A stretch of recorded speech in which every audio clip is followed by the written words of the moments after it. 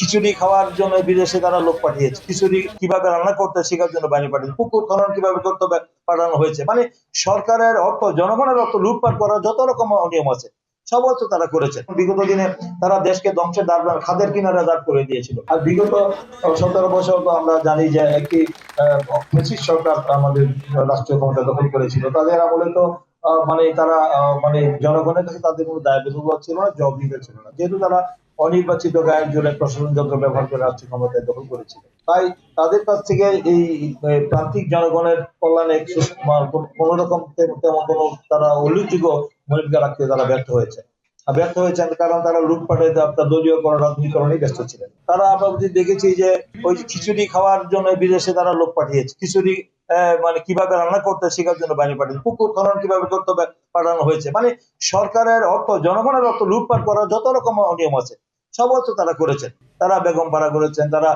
সেখানে তারা ওখানে বেগম পাড়া করেছেন, তারপরে তারা সেকেন্ড হোম করেছেন, আমরা দেখেছি।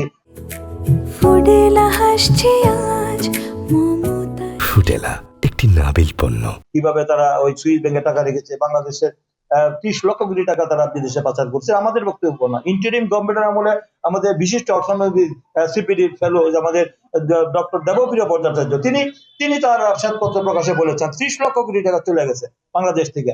এটি মানে বাংলাদেশের সর্বোচ্চ বাজেট যে 9,38,000 কোটি টাকার বাজেট, 3 বারের বেশি সেই বাজেট করা যেত। সে টাকাটা কার? জনগণের টাকা। বাংলাদেশ ব্যাংক লুট হয়েছে, শেয়ার মার্কেট লুট হয়েছে, দেশের ব্যাংকগুলি খালি করে দিয়েছে। আজকে এইগুলি টাকাগুলি থাকতে হলে আজকে আমাদের এই দেশে মানে যে দারিদ্র বিমোচনের জন্য আমাদের চিন্তা করতে হতো না। মানে গ্রামের মানুষ স্বাবলম্বী হতো, তাদের অর্থনৈতিক ভাবে আরো তারা ইয়ে হতো, মানে এই দেশের মানুষের কল্যাণ হতো। কিন্তু সেই কাজগুলি মানে করা সম্ভব হয়নি, কারণ বিগত দিনে তারা দেশকে ধ্বংসের খাদের কিনারে দাঁড় করে দিয়েছিল।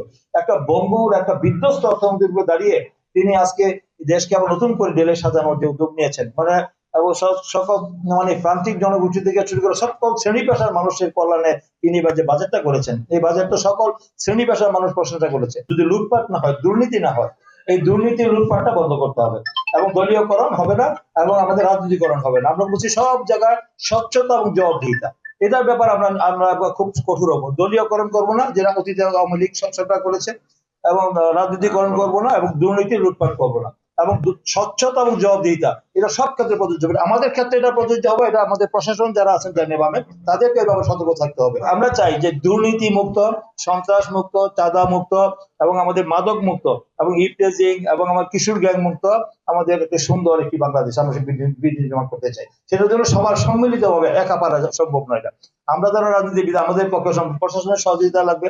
আমরা চাই সামাজিক আন্দোলন গড়ে তুলবো। এইসব অন্যায়, অত্যাচার, নিপীড়ন, নির্যাতন যেখানে হবে, যেখানে অনিয়ম হবে, মানুষ মানে মানুষের কল্যাণে, মানুষের স্বার্থে আমরা যা যা করা দরকার আমরা তাই করবো।